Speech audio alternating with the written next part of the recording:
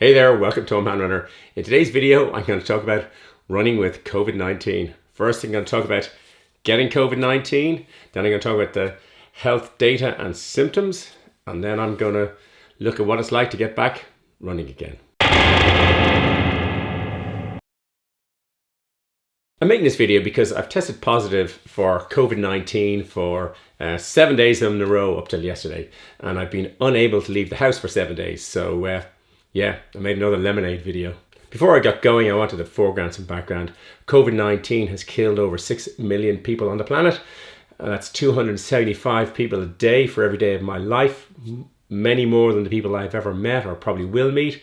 I know that a lot of you may have underlying conditions and many people have lost loved ones. So I don't want to make light of any of the COVID symptoms or its effects. What I wanted to do was just share my experiences of trying to run with it.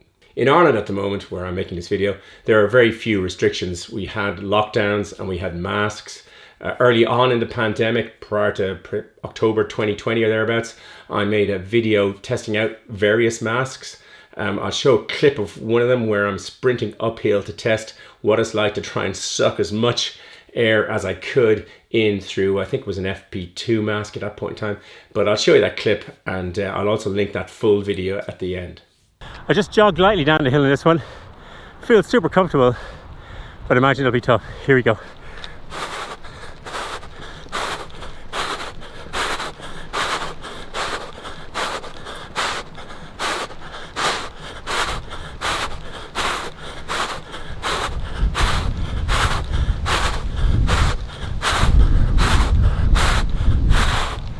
Whew. That was tough. Again, feeling lightheaded. Couldn't run this for very long. In October 2020, I ran the virtual Chicago Marathon here in Dublin in the Phoenix Park. And I ran it wearing a mask. Now, I actually wore the Under Armour mask as it was at the time. Now there's a lightweight version that I'll be running in later on. But effectively, I swapped the mask out 4 times. Essentially, I was running an unsupported run on my own. So I just stopped at the car every time I was picking up water or gels and then changed the mask. So I did that 4 times, I had 4 masks in total. I started with 1. And I did that partly to see what would happen. It was before there was vaccinations and treatments for COVID. It was very early on in the day, and I wanted to support health workers. And I knew in the park I'd be passing people fairly close by, and when you're running a marathon, you're breathing pretty heavy. So I decided to do it, and I'll show a clip again here of me running in Phoenix Park towards the end when I'm really running out of juice. But you can see that I'm wearing a mask, and also some of the passers-by who are walking by, which would be much more common outdoors back in October 2020. I suppose I'm more cautious than most. Ireland has probably the highest vaccination rate in the world or close to it. I got the 2 vaccinations. I got the booster. I wore my mask and continue to wear my mask in public areas, public transport and all that.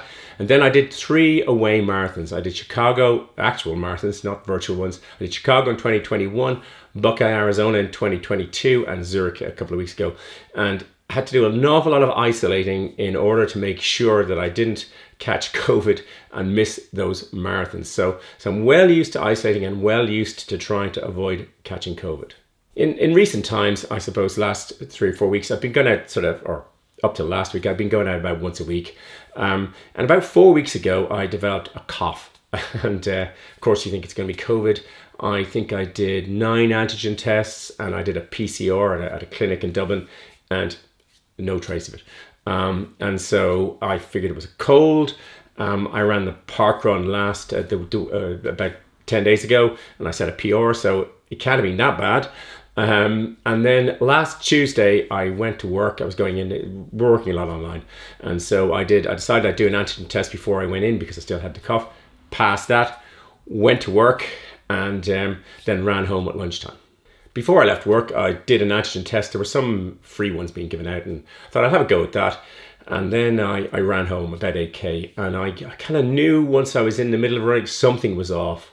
I could just tell something had changed in my symptoms or how my body felt. And I was planning to go out that night, but I cancelled that. Came home, stayed inside, and I knew getting up the following day there was a difference, and yeah, got up and failed my first antigen test. So last Wednesday morning, today is Wednesday, I failed my first antigen test. I still made the video about age-related running. I just had to get it done, and the camera and all the gear was already set up. And I've been in 7 days of isolation, and then I have 3 days, I think, of restricted movements, but I'm allowed outside the house, which will be great.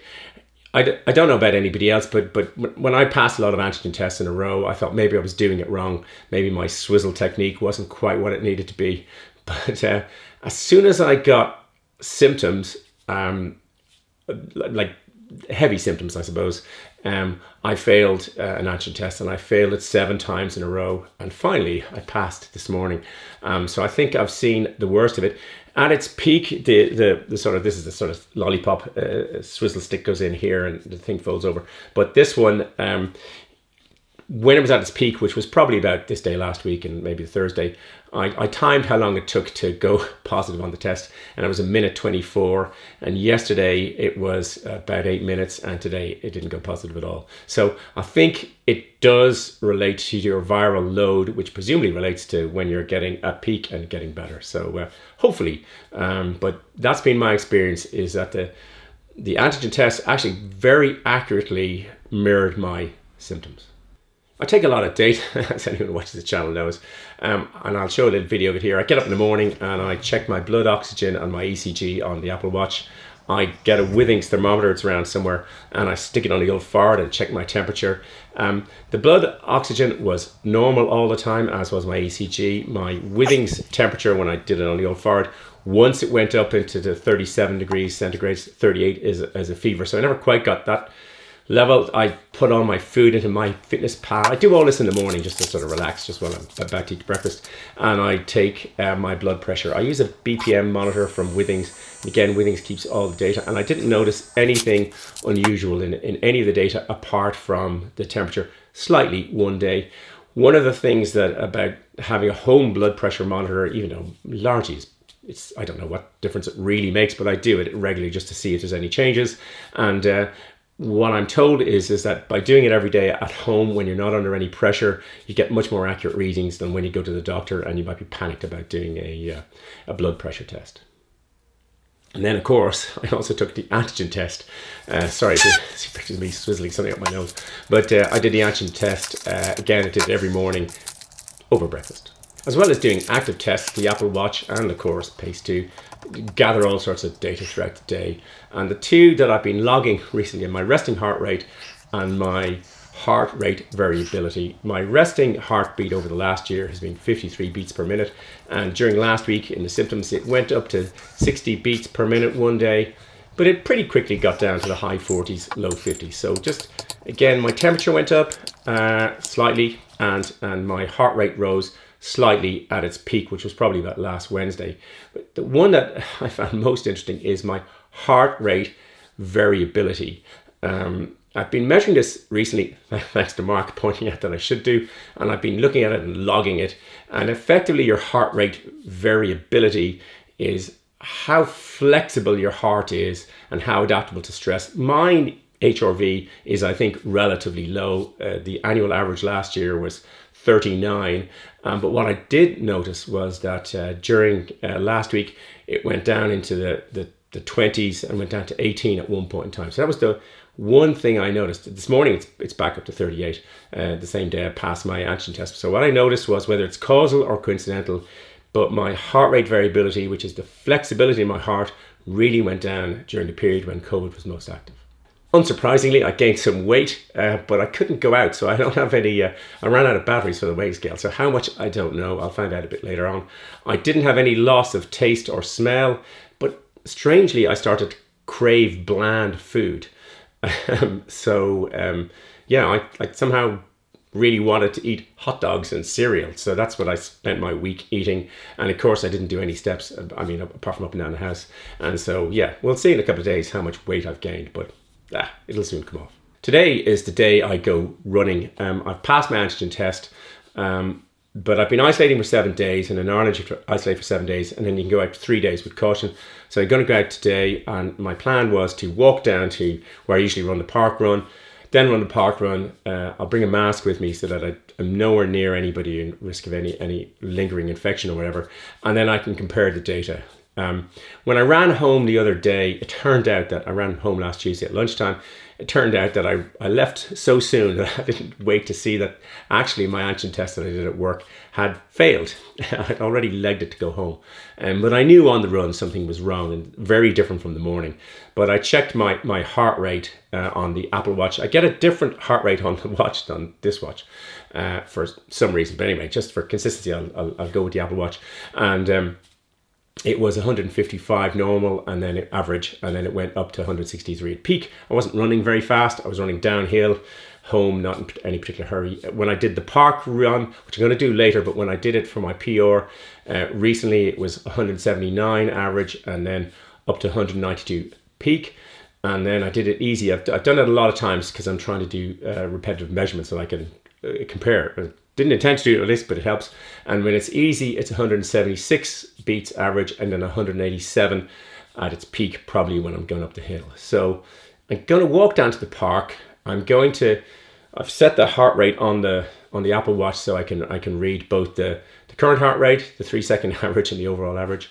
And if I get above 190, which would be my peak, essentially, I'm going to pretty much take it easy. But the most important piece of data logging that I have is myself. I mean, I don't run with earphones. I'm always trying to listen to see what I can hear in my body and essentially what I can feel. And if I don't feel at all up to it, I'm going to stop. I'm expecting it'll go fine. I mean, I really am, but then I am the optimist.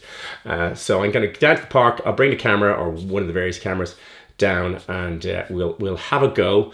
I'll do my wrap up here, the usual spiel before I go.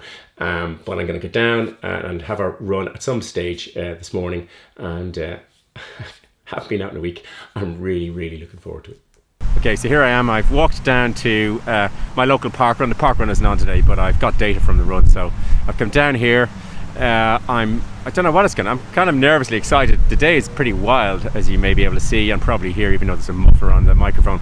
And I'm running in my mask. I haven't run a mask in a while, but it's the principle of my mask protects you, your mask protects me, and in this case, I think everyone else needs protection. The symptoms have all died down.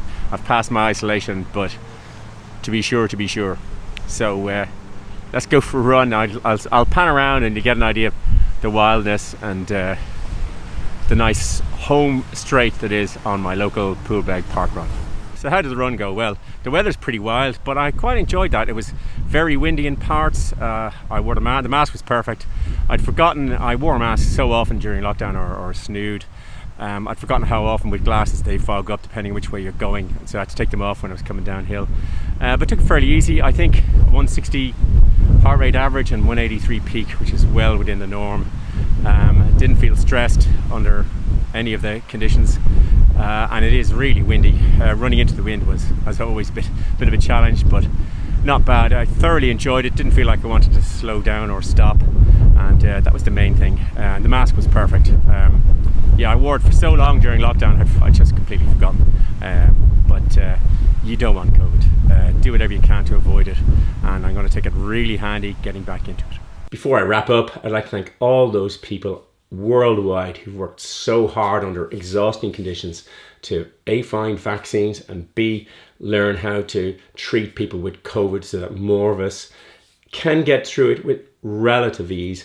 I wouldn't wish this on anybody. I didn't enjoy any of the symptoms, the nausea, the occasional headaches, but I could sense the breathing was getting laboured here and there, and not bad, but I could see if I had an underlying condition or was not as fit, I could see how it could go not well very fast. So I hope none of you get COVID. It's obviously juggled all the plans for making videos. I'm fortunate in that I'm going to start training for the Berlin Marathon in a couple of weeks, so I'm not in a particularly serious training time. So of all of the times to get this was about the best. It has juggled the video making schedule, so that I'm not quite sure what I'll be making next week, but that's not bad. And if that's the worst that it's been, I've come out pretty lucky.